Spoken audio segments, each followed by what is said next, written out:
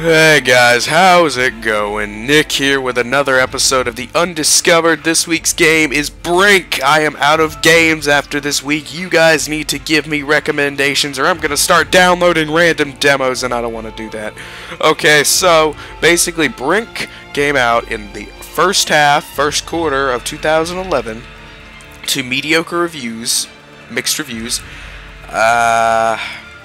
It featured parkour with the smart system, which is very intuitive and unique. It featured major gun customization and major character customization. Right now you see the main menu with my created character. I make him look like a terrorist on purpose. Blech. Can't talk today now, can I?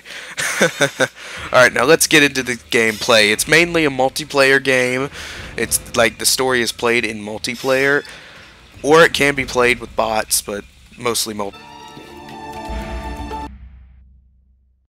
Okay, so the story is surprisingly extremely simple. You are one of humanity's last civilizations on an ark. This ark was built to sustain humanity, but is falling apart. You play as the ark. You play as a member of the ark security, and as a member of the resistance. As a member of the resistance, you're trying to escape the ark and find life away from it to help the ark, to rebuild the ark and support it again. And as the security, you fight to sustain the ark, keep it, and make sure nobody leaves. You play through a series of missions that are mostly just to move the storyline along and move gameplay along, such as this, and you have multiple different objectives, and the game kinda looks unique with id Tech 4, but it's not the best. I mean, the people look kinda real, the guns look nice, I guess. Most of it feels kinda charming, actually.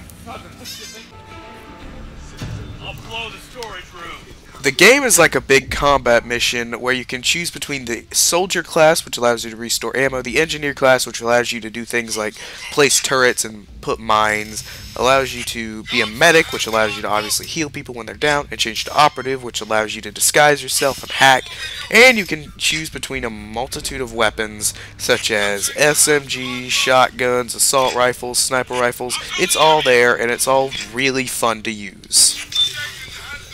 I'll let you with some gameplay, just to show you exactly what I mean by combat mission multiplayer style objectives, and the parkour system that I mentioned before. Ooh.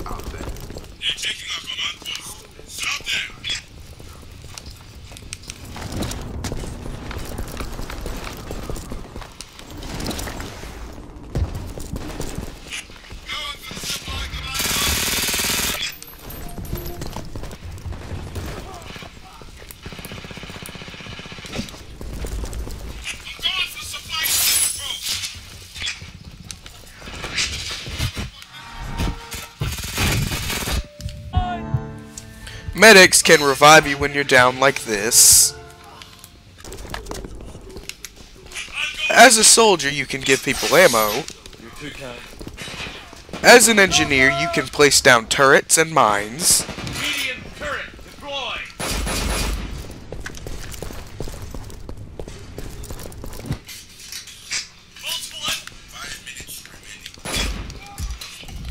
And finally, as an operative, you can disguise yourself as the enemy team using an iPhone.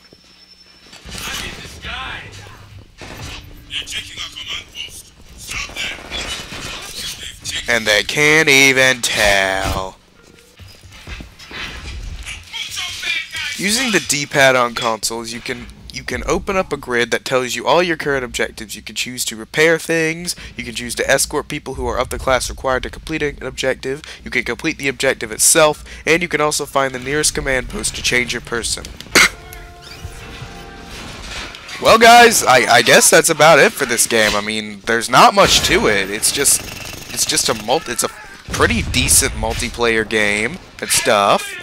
I mean, it's not worth the buy because it's not that expensive anymore. I think it's around $10 or 15 euros. I mean, it's worth it. It's fun. It'll give you a few hours of fun with all the challenges and multiplayer. I mean, there's a ranking system of 20 levels. There's also one DLC pack that came out for the game. I mean, the game's definitely worth it, and here's some gameplay to prove it to you that it is. I'm just using a really slow gun. I definitely recommend you give this game a try, at least. I mean, it's worth your time. Give it the time of day. You might enjoy it. That's pretty much all I have to say for this week, guys. I know it might be a kind of short episode compared to the others, but I always say that, and it never is, so hopefully that'll be this week. Alright, I'll see you guys later.